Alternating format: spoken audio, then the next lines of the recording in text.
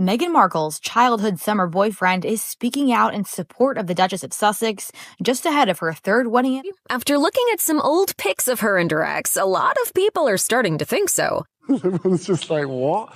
And about that first kiss? How'd that come about? She's the one that made the move. I think it was probably a situation. This story is not about Meghan Markle's past. It's about how the internet manufactures certainty without evidence, and how easily millions of people fall for it.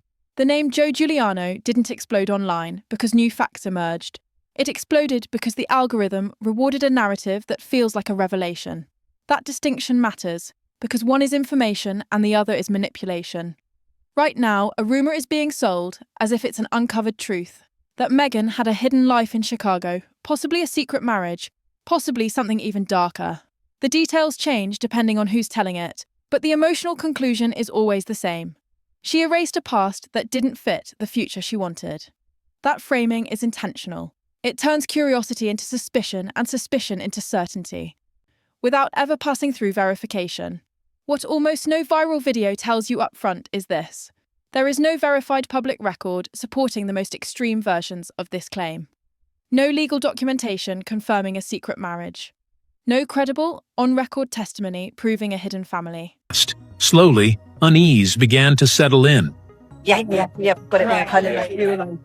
Instead, what exists are fragments, old interviews, vague anecdotes, photos without context assembled into a story that sounds coherent if you don't pause to question it.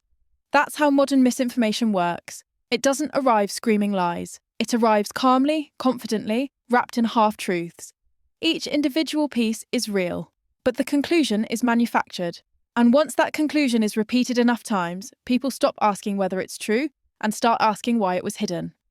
The characters in this narrative are carefully constructed. Meghan is framed as ambitious to the point of cruelty. The man is framed as ordinary, loyal, and discarded. One becomes the climber, the other becomes the casualty. This moral simplicity is why the story spreads. Complex human lives don't go viral. Clean villains and victims do. The moment this rumour escalates to claims involving a child, it crosses from gossip into conspiracy. Allegations of a hidden birth, secret custody, and decades-long silence are extraordinary. And extraordinary claims demand extraordinary evidence. That evidence has not been presented. Instead, emotional language does the work of proof. Words like abandoned, erased, and silenced replace documents, dates, and records. Old interview clips are now being weaponized as confirmation. Mentions of early relationships, first kisses, or time spent in Chicago are retroactively reframed as proof of something far more serious. But having a life before fame is not evidence of deception. That leap only works when the audience is already primed to distrust the subject. Prince Harry is pulled into the story for the same reason.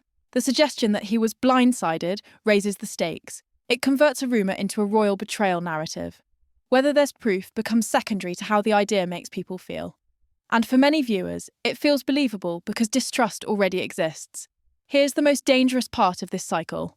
Lack of evidence is reframed as evidence of suppression. Either of them attends an event solo. Then he asked, So is that a good thing for you in a way that there's so much interest in you? Silence becomes suspicious. Missing records become confirmation. The narrative protects itself by making falsification impossible. If nothing is found, it must have been hidden. This is not investigation. This is conspiracy architecture. And yet, this story is being consumed as journalism. It isn't. Journalism produces verifiable answers. This produces engagement. That distinction doesn't make it harmless. Reputations are shaped by repetition, not court rulings. Once a claim circulates widely enough, it becomes part of public perception, whether it's true or not. If a secret of this magnitude truly existed, surviving decades of global media scrutiny without credible documentation would be nearly impossible. Meghan Markle is one of the most examined public figures of the modern era. Her past has been dissected by tabloids, biographers, hostile press, and critics worldwide. The idea that a legally binding marriage and child could remain completely undocumented through all of that requires more belief than skepticism. So why does this rumour keep coming back? Because it serves a psychological purpose. It reassures people that success must be paid for with moral failure. It confirms the belief that public images are lies, and it allows audiences to feel like investigators instead of consumers. This video is not here to tell you what to believe about Meghan Markle. It's here to show you how belief is engineered online, how narratives are packaged as truths, how repetition replaces proof, and how outrage becomes a business model.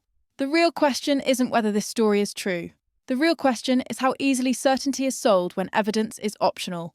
And once you see that mechanism, you'll start recognizing it everywhere. A vision in Papal White, lending her regal presence to France's famous... What makes this ecosystem so powerful is that it feels participatory. Viewers aren't just watching a claim, they're invited to complete it. Comment sections become amateur courtrooms. TikToks turn into evidence threads. Speculation is framed as research, and anyone who asks for proof is treated as naive or complicit. In this environment, doubt isn't curiosity, it's betrayal. The algorithm doesn't reward truth, it rewards confidence. The more certain a claim sounds, the more authoritative it feels, regardless of whether it's supported. Hesitation doesn't trend. Nuance doesn't convert. Certainty does. And when certainty is profitable, it will always be manufactured when it can't be found. There's also a deeper emotional payoff at work. Stories like this offer moral balance. They suggest that no one rises without stepping on someone else. That success must be hiding rot beneath it. This is comforting to audiences because it restores a sense of fairness to an unfair world. If someone has too much, something must be wrong. If they seem composed, something must be hidden. That's why corrections rarely land. Debunking doesn't feel satisfying. It removes the puzzle instead of solving it. It takes away the feeling of being in on something. And once people emotionally invest in a narrative, walking it back feels like admitting they were manipulated. Most people would rather defend a lie than confront that discomfort. This isn't unique to one person or one rumour. It's a template. Swap the name, keep the structure, and the story still works. A powerful woman, an unseen past, a betrayed man, a missing record, a silence framed as guilt. The formula repeats because it works. And every time it works, it trains audiences to trust vibes over verification. The cost of this isn't abstract. It reshapes how truth is understood. It teaches people that evidence is optional, that repetition equals reliability, and that emotion outweighs documentation. Over time, this erodes the very idea of factual consensus. When everything is framed as what they don't want you to know, nothing can ever be settled. That's why the most important skill today isn't skepticism, it's pause. The ability to stop before sharing. To ask what's being proven versus what's being implied. To recognise when a story is designed to feel true rather than be true. Because once you understand how narratives are engineered, they lose their power. The illusion cracks. And what looked like hidden truth starts to look like something far more familiar. Content designed to keep you watching. Disaster that is Meghan Markle's as Everbrand. You know, the one she said was all about